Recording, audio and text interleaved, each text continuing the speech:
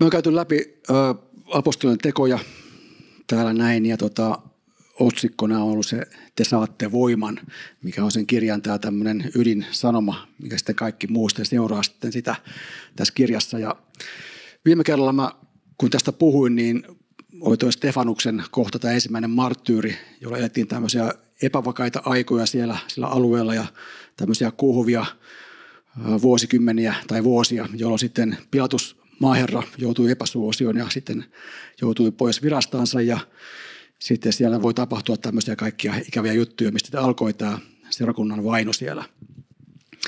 Ja silloin mä puhuin myös siitä, miten me ei olla itsemme omia, vaan me kuulutaan Herralle. Elimme tai kuolimme, me kuulumme hänelle. Ja Herra voi antaa meille viisauden elää, mutta myös sitten viisauden kuolla, kun se aika kerran koittaa. Se ei ole mikään synkkä saarna, vaikka näin voisi kuulostaa siltä, mutta ainakin mun mielestä on ihan valoisa saarna. Mutta ehkä joku teistä voi olla eri mieltäkin mun kanssa, mutta se voi kuulla netistä sitten jälkeenpäin, jos joku tykkää aiheeseen perehtyä vielä lisää. Nyt mennään lukuun 8 ja tästä kohtaa sitten vähän niin kuin päähenkilöksi Pyhän Hengen jälkeen tulee Filippos, joka on yksi näistä diakoneista. Ja aikajanasta nähdään se, että se F. Filippos on tuolla S. eli Stefanuksen vieressä. Eli eletään noin vuotta 34, 5, 6 niissä hujakoissa. Ei ihan tarkkaan pysty sanomaan, mutta kuitenkin nyt tässä kohtaa tapahtuu semmoisia ensimmäisiä rajan ylityksiä niin kuin kulttuurien ylitse apostolien teoissa. Eli voidaan oikeastaan puhua lähetystyön alusta. Lähetystyö ja evankeliumityö on pikkusen eri juttuja, vaikka niissä on paljon samaakin. Lähetystyö ehkä on siinä mielessä, tai se termi tarkoittaa enemmän semmoista, että mennään jonkun rajan ylitse, joko toisen maan rajan ylitse tai sitten toisen kulttuurin ylitse, ja sitten siellä tavoittaa ihmisiä evankeliumilla. Ja tässä kohtaa tapahtuu se, että seurakunta lähtee pois Jerusalemista tavoittamaan muita ihmisiä evankeliumilla. Ja se sananpaikka käy toteen, niin kuin Jeesus sanoi, ennen kuin menee taivaaseen, että te olette minun todistajani aina Jerusalemissa, koko Juudeassa ja Samariassa. Eli lähtee pois sieltä tutusta ympäristöstä. Filippos muuten tarkoittaa suomeksi hevoshullua. No Fil eli ystävä tai rakastaa on se ensimmäinen osa ja hippos on hevonen. Niin se on tämmöinen hevosten, hevoshullu on semmoinen varmaan kaikkein läheisin käännös sille. Filipposta ei pidä sitten sekoittaa apostoli Filippukseen. Siis Filippus oli apostoli ja Filippos oli tämä diakoni. Mutta sekä Filippos, menikö se oikein, niin sekä hän että seurakunta lähti liikkeelle viemään evankeliumia eteenpäin kohti Samariaa ja muita alueita, mutta ei sen takia, että Pyhä Henki olisi heitä innostanut siihen, vaikka varmasti hän innosti, mutta niin vaan tajunnut sitä, vaan he lähti viemään evankeliumia eteenpäin, koska alkoi vaino. He lähti pakoon ja sitä kautta viemään evankeliumia eteenpäin. Ja joskus se on myös näin meidän kohdalla, vaikka nyt ei välttämättä vainoa ole, niin olosuhteet saa meidät liikkeelle. Ja jotenkin me ollaan joskus niin hitaita ja ainakin minä tuppaan semmoinen, että mä en oikein tahdo liikkua mihinkään välttämättä, eli ei ole pakko. Vaikka Herra kehottaisikin, niin välttämättä en osaa sitten lähteä oikeaan suuntaan ennen kuin tulee olosuhde, mikä pakottaa liikkeelle. Ja näin kävi tässäkin sitten. Seurakunta hajaantuu ja matkallaan kun he menee, he kertoo evankeliumia Jeesuksesta ja Filippos lähtee ja hän päätyy sitten Samariaan. Ja Samaria on semmoinen alue, mikä oli juutalaisten mielestä niin kuin melkein pahempi kuin mikään muu, pahempi kuin pakana-alueet, koska siellä asui sekakansaa, joka oli sen pakkosilon jälkeen sinne syntynyt, kun pakanakansat ja valitun kansan jäsenet olivat menneet naimisiin keskenään ja sitten syntyivät lapsia ja sitten se oli semmoinen vähän niin kuin ei niin pyhä ja niin puhdas, vaan pikemminkin semmoinen, mikä oli paha juttu, kun oli tullut muuta verta mukaan siihen, mitä he ajattelivat, että se on pyhää ja semmoista, mitä ei saa sekoittaa. Eli tänne pahaan paikkaan sitten Filippos menee ja julistaa siellä evankeliumia. Ja hän tekee monia samanlaisia ihmeitä ja tunnustekoja kuin mitä apostolit on tehnyt. Tästä kaikesta voi lukea sitä luvusta 8 sieltä alkupäästä. Ja siellä tulee tosi moni ihminen uskoon siellä Samariassa. Ja se on hyvä huomata, että Jumalalle ei ole koskaan este se, millaisia ihmiset ollaan. Evankeliumia ei haittaa se, niin kuin ei tossakaan haitannut, että ne ihmiset oli semmoisia, mitä kaikki ei hyväksynyt. Vaan evankeliumi tavoittaa kaikenlaisia ihmisiä. Evankeliumi kuuluu kaikenlaisille ihmisille. No sitten kun siellä tulee monia ihmisiä uskoon, niin sitten sinne tulee apostolit Pietari ja Johannes vähän auttelemaan ja he rukoilee siellä ihmisten puolesta ja Pyhä Henki täyttää heitä. Ja sitten siellä tulee myös semmoinen kohtaaminen noidan kanssa. Siellä lukee tuommoinen, ei noita Pietarin elämän tämmöisiä tärkeitä kohtia, noin mikä tuossa on noissa luvuissa numerona merkattuna, niin Pietari kohtaa siellä noidan. Ja tämä noita on nimeltään Simon suuri erässä lähteessä. Ja Simon kyllä tulee uskoon, mutta hän on vähän vanhoissa kahleissa vielä. Ja sitten Pietari joutuu vähän nuhtelemaan kaveria. Mutta ei nyt jäädä siihen tällä kertaa, vaan mennään Filippoksen kanssa eteenpäin. Nimittäin tämän jälkeen sitten Pyhä Henki johdattaa Filippoksen ihan muualle. Hän sanoo Filippokselle, että lähde ja mennä sille tielle, mikä siellä menee. Siellä onkin vähän matkan päässä. Ja tällä tiellä sitten Filippos kohtaa tämmöisen kulkueen, missä on, tai saattueen, missä on korkea-arvoinen hoviherra Etiopiasta, Etiopian kuningattaren palvelija, joka on pyhiinvaelluksella Jerusalemissa. Ja hän siellä lukee profeetta Jesajan kirjaa. Ja lukee sitä kohtaa, missä on Herran kärsivä palvelija, Jesaja 53. Ja Filippos kysyy siitä hoviherralta, että hei kuule, että ymmärrätkö mitä sä luet? Eikö se ole vähän tämmöinen karu kysymys? Hei, ymmärrätkö mitä sä luet? En tiedä, onko kukaan koskaan sitä kysynyt näin, että ymmärrätkö mitä sä luet? Mutta nyt ainakin tässä kohtaa sitten Filippos kysyy hoviherralta, että hei, haloo, meneekö se perille mitä sä luet? Ja sitten Filippos pääsee jakamaan evankeliumia tälle miehelle. Ja tässä on jännä myös huomata se, että tähän asti aina on tapahtunut paljon ihmeitä ja tunnustekoja ja merkkejä, kun on evankeliumia julistettu. Tässä kohtaa ei tapahdu yhtään. Tässä vaan puhutaan Jeesuksesta. Ja kaveri tulee uskoon. Luetaan tästä kohdasta jakeesta 32 eteenpäin. Kohta, jota hän kirjasta luki, oli tämä. Niin kuin lammas hänet vietiin teuraaksi, niin kuin karitsa, joka on äänetti keritsiänsä edessä, ei hänkään suutansa avannut. Kun hänet alennettiin, hänen tuomionsa otettiin pois. Kuka voi laskea hänen jälkeläistensä määrän? Hänen elämänsä otetaan pois maan päältä. Hoviherra sanoi Filippokselle, voisitko sanoa, kenestä profeetta puhuu, itsestäänkö vai jostakin toisesta?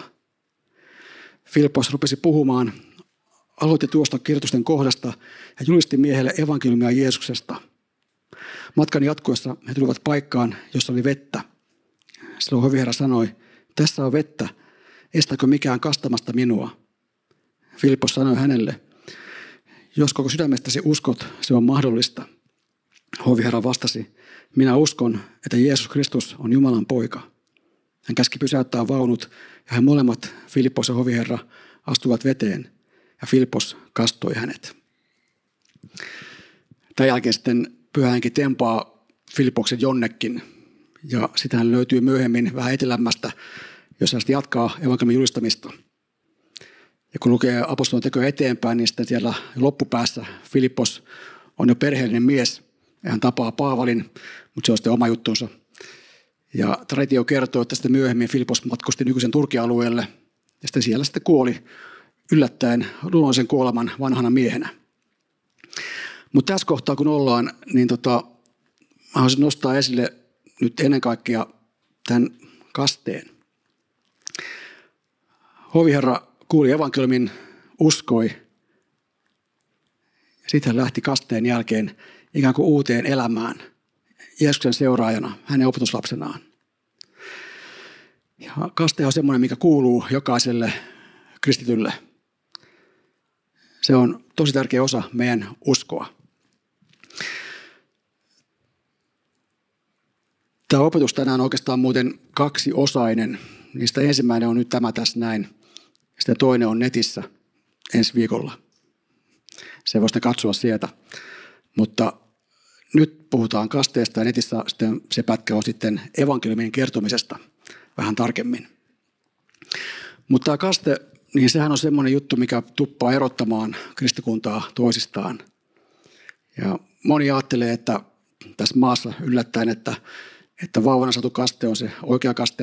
Ja sitten me toista ajatellaan, että uskovan kaste on se oikea kaste.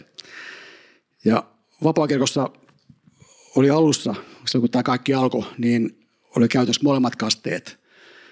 Sekä vauvakaste että sitten uskovan kaste.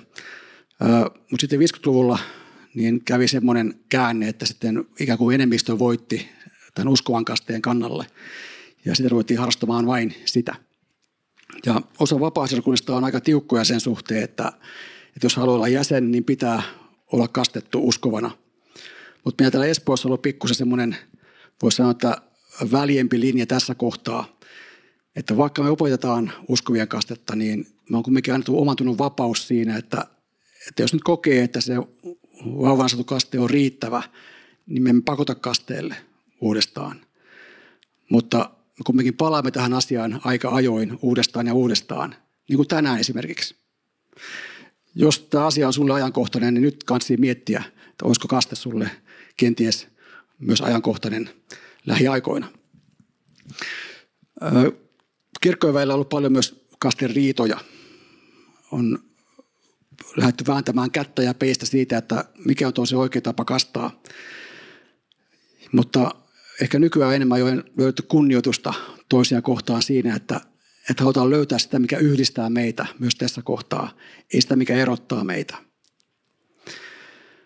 Nyt toki mä puhun enemmän siitä, että mikä on se meidän linja tässä näin, että mä en rupea kaikkia mahdollisia käymään tässä lävitse sen kummemmin, mutta kaste kuitenkin kuuluu jokaiselle kristitylle Jeesuksen seuraajalle. Ja Raamattu ei tunne niin kuin uskovaa, jota ei olisi kastettu, vaan kaikki siellä kastetaan, kun he tulee uskoon. Ja kasteessa on kyse siitä, että me samastutaan Jeesukseen, hänen kärsimyksensä, kuolemaansa ja ylösnousemukseensa.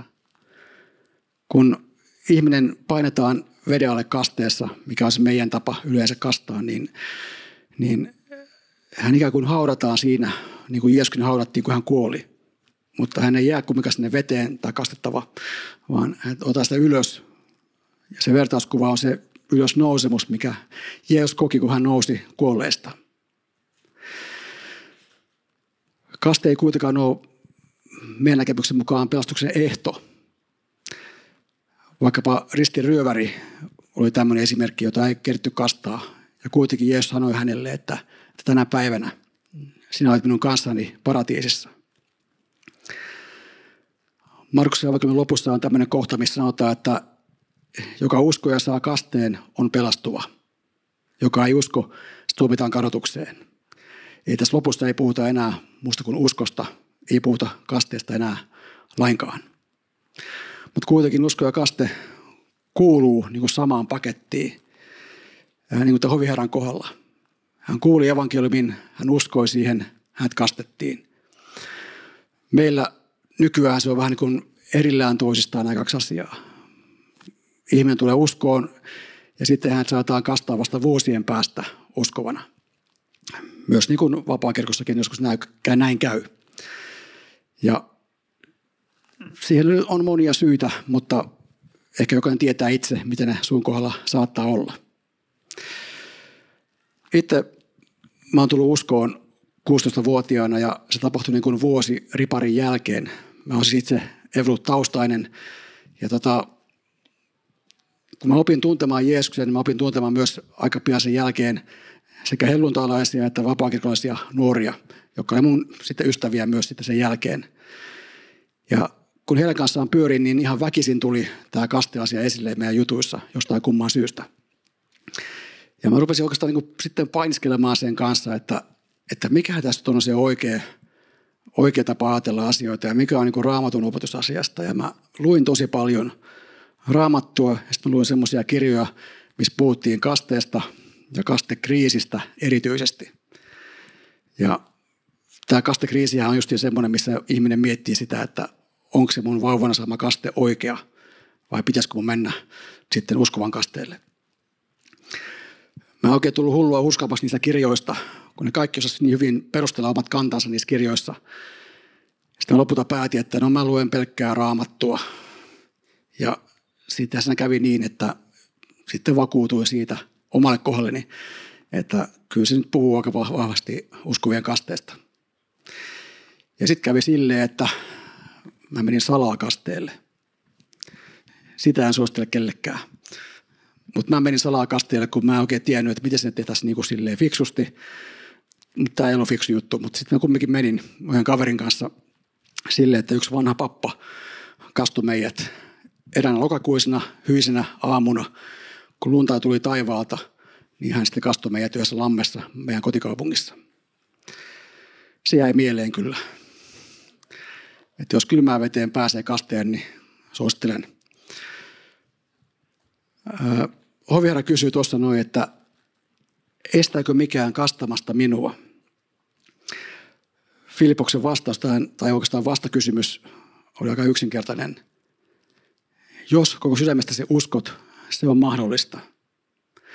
Ja usein me tehdään helpoista kysymyksistä vaikeita, niin kuin monimutkaisia asioita. Ja kuitenkin tämäkin on sit aika simppeli juttu, josta lukee Raamatusta. Että jos sä uskot, niin sulle kuuluu kaste. Hoviherra vastasi, että minä uskon, että Jeesus Kristus on Jumalan poika. Toki hänellä oli jo tietoa entuudestaan siitä, kuka Jumala on. Hänellä oli tietoa ja Jumalan tuntemusta sen kautta, että hän oli lukenut Raamattua ja luultavasti Etiopiassa oli tuohon aikaan jo monia, jotka tunsi juutalaisen uskollisen pyhät kirjoitukset. Ja tavallaan sehän oli silleen valmis jo menemään kasteelle. Meillähän usein sitten, varsinkin nuoret, käy tämmöisen seurakuntakoulun leirin, missä opetetaan Raamattua ja näitä perusasioita. Sitten sen jälkeen, jos se päättää, että joo, tämä on hyvä juttu, he menee kasteelle siellä. Eli kaste on siis samastumista Jeesukseen, hänen kärsimykseensä, hänen kuolemaansa ja ylösnousemukseensa.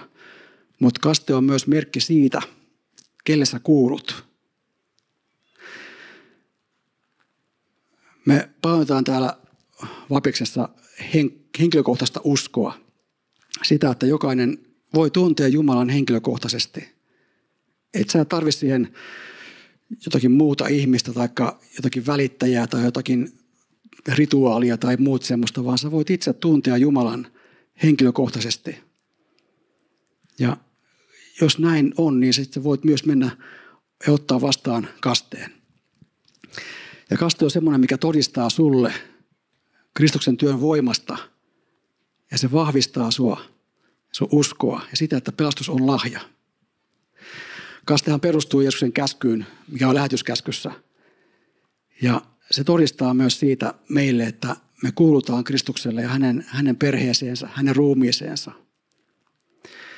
Ja kun me mennään kasteelle, niin se on samalla myös uskon julkinen tunnustaminen muille ihmisille, näkyvälle maailmalle, mutta samalla myös näkymättömälle maailmalle. Kenenkään ei pitäisi mennä salaa kasteelle, niin kuin minä tein, muuta kuin poikkeusoloissa. Kaste on julkinen tapahtuma ja se kuuluu niin kuin siihen, että siinä on ihmisiä ympärillä, jotka näkee sen ja todistaa sitä. Ja seurakunta tietää, että nyt tämä henkilö kastetaan. Mutta se, että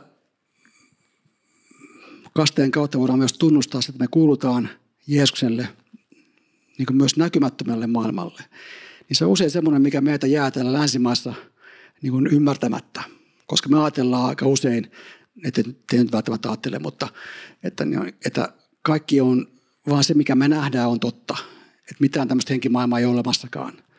Mutta kyllä me tietää, että Jumala on henki. Me uskotaan myös pyhään henkeen. Me tiedetään, että enkeleitä on olemassa. Ja sitten myös niitä, jotka on langenneita enkeleitä. Niin koko henkimaailma saa tietää kasteessa, kelle tämä ihminen kuuluu. Ja kuuluu Jeesukselle. Ja meitähän kutsutaan elämään Herran seuraajina.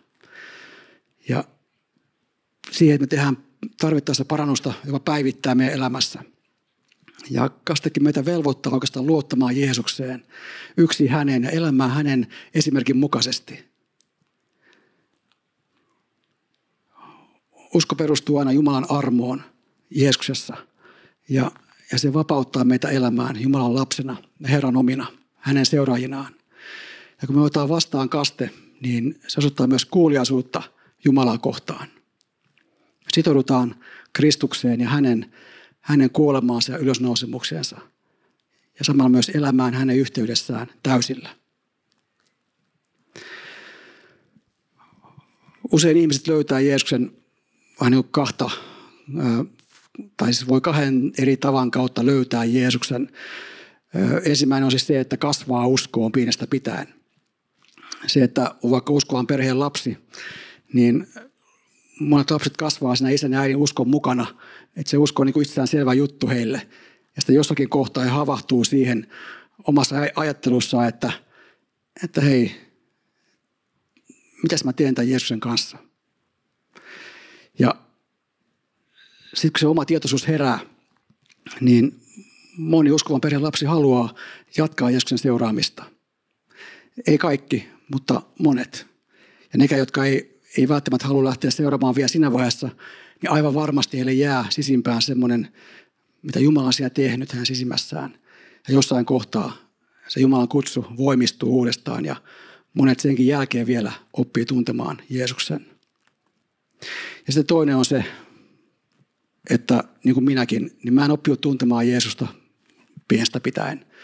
Mä en tule uskovasta kodista, vaan sitten vasta riparin jälkeen mä havahduin siihen, että Jeesus kutsuu mua. Olen varmaan kutsunut aikaisemminkin jo, mutta en vaan ollut huomannut tai tajunnut. Mä olen elänyt erossa Jumalasta. Ja sitten hänen armostaan sain löytää hänet. Mutta näille molemmille ryhmille niin kaste kuuluu yhtä lailla Jeesuksen seuraajina. Evankeliumi muuttaa meidän sydämet. Tultiin me sitten uskoon niin kuin joko silleen kasvamalla siihen uskoon tai sitten vähän niin kuin pystymetsästä.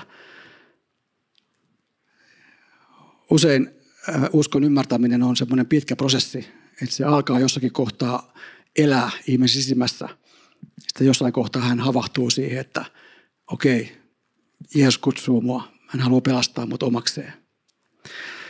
Toisten kohdalla se muutos voi olla vähän radikaalimpi kuin toisten kohdalla, mutta kuitenkin evankeliumi muuttaa meidän ihmisten sydämiä.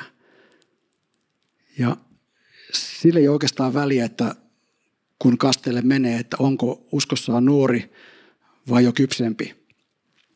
Mä itsekin suosittelen sitä, että mahdollisimman pian menisi kasteelle, kun on uskonsa löytänyt, koska se usein vahvistaa sitä uskoa tosi paljon. Ja yleensäkin kuuliaisuus Jumalan sanalle tuo siunauksen elämään. Meillä on tulossa kastetilaisuuksia tässä jossakin kohtaa, kenties tässä talvellakin sille, että päästään johonkin lämpöiseen paikkaan kasteelle tai kastamaan ihmisiä. Ja sitten viimeistään kesällä siellä Himoksella, pidetään silloin perjantai-iltana, niin tämmöinen kastetilaisuus siellä, jos on porukka vaikka haluaa mennä kasteelle. Jos sä oot tämmöinen ihminen, joka nyt mietit asiaa ja sitten siihen päädyt, että sä haluat kasteelle, niin ota yhteyttä Anuun tai minuun, niin me sitten jutellaan teidän kanssa ja katsotaan vähän, että mitä kaikkea sitten siihen kuuluu siihen kasteelle menoon. Ja meillä on kumminkin semmoinen periaate täällä seurakunnasta, että me ei lähdetä kastamaan muiden kirkkojen jäseniä, vaan me kastaa vain niitä, jotka liittyy meille tai on meidän omia ihmisiä jo valmiiksi. Mutta mieti sun kohdallasi, että jos sua ei ole kastettu, tai jos sun perheessä on vähän isompia lapsia jo, joita ei ole vielä kastettu, niin olisiko nyt syytä ottaa asia puheeksi heidän kanssaan ja jutella heidän kanssaan ja sitten vaikka rohkaista heitä lähtemään juttelemaan Anun tai mun kanssa, että sitten heidät kastettaisiin tässä tämän vuoden aikana.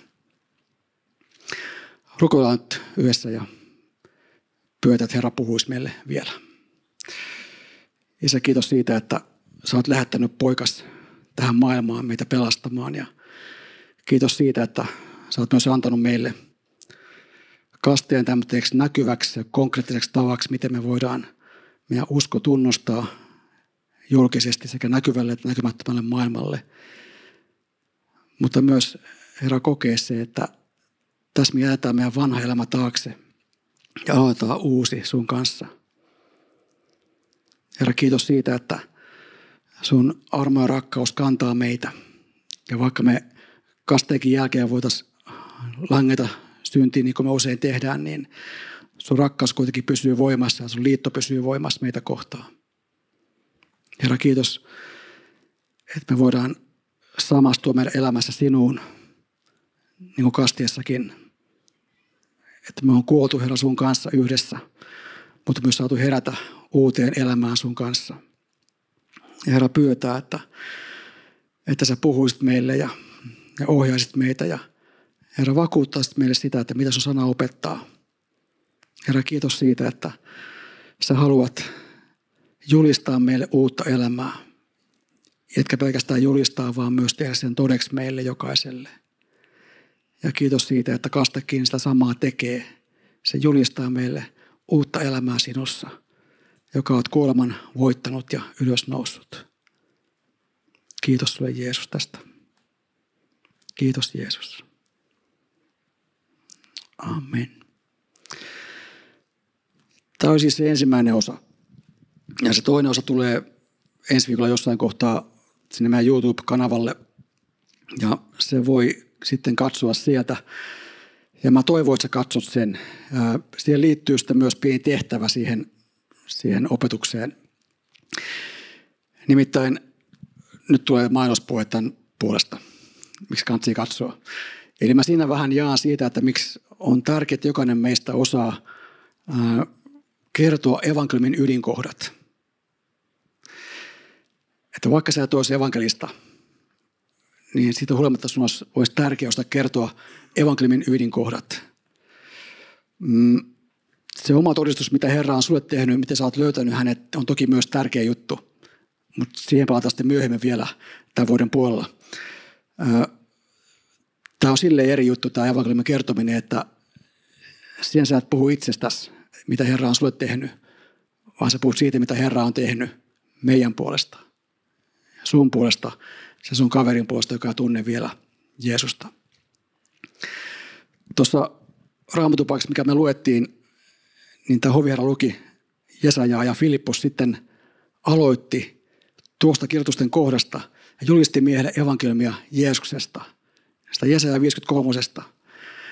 Hän ei siis ottanut koko ikään kuin pelastushistoriaa käsittelyyn, että niin kuin oli luominen ja lankeemus ja vedenpaisumus ja sitten tuli Abrahamin kanssa lupauksen Jumalalta ja sitten ne meni Egyptin orjuuteen ja sitten Mooses vapautti ne sieltä.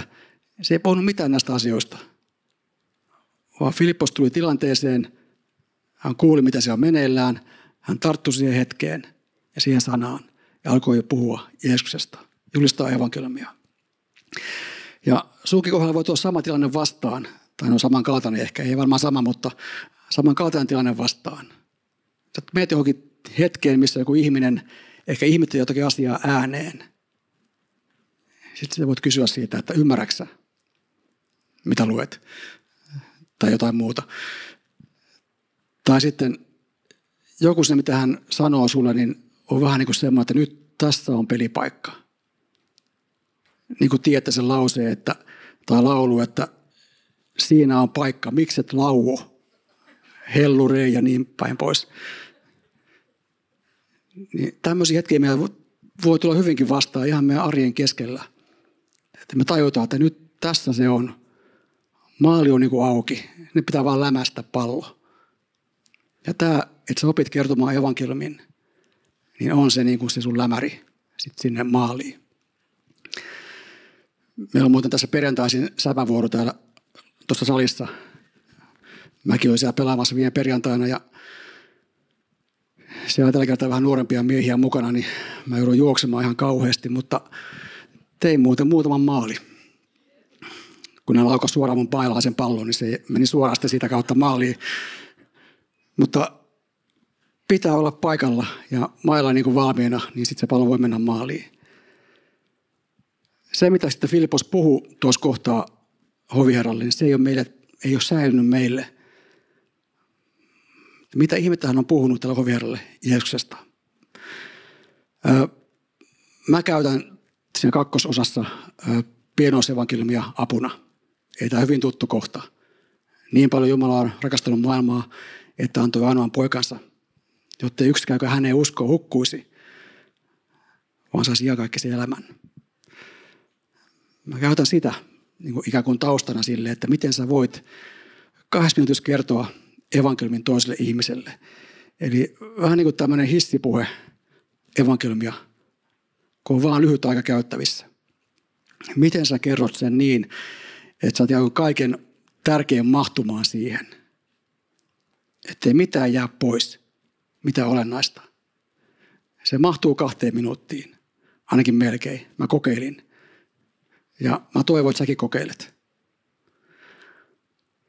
Ja mä sitten myös pyydän, että kun sä sitten teet sen tavallaan omin sanoin sen evankeliumin kertomisen, niin tee se paperille ja lähetä mulle. Mä en sitä arvioi mitenkään niin kouluarvosanalla, että onko se 4 vai 10 arvoinen, vaan jos mä keksin jotakin, miten sitä voisi vielä parantaa, niin mä kerron sen sulle. Mutta jos mä en keksi, niin sitten mä en vaan keksi. Sitten se on tosi hyvä jo valmiiksi. Mutta mä pyydän, että sä katsot läpi sen opetuksen, teet itselle sen, miten sä kerrot evankeliumia 2 minuutissa toiselle ja paat sen mulle sähköpostiin, niin sitten saat sitä palautetta. Sopiiko näin? Hei, kamaan. Joo. Mä odotan sitten sähköpostin vuoroja tässä viikon sisällä, että sieltä tulee lukuisia viestejä mulle tästä aiheesta. Ja toivon, että siitä on sulle paljon iloa ja paljon hyötyä ja että pääst myös käyttämään sitä oikeasti Jumalan kunniaksi, kun semmoinen hetki vaan sun elämään tulee, että se pelipaikka aukeaa, maalipaikka aukeaa ja sä voit lämätä sen pallon maaliin.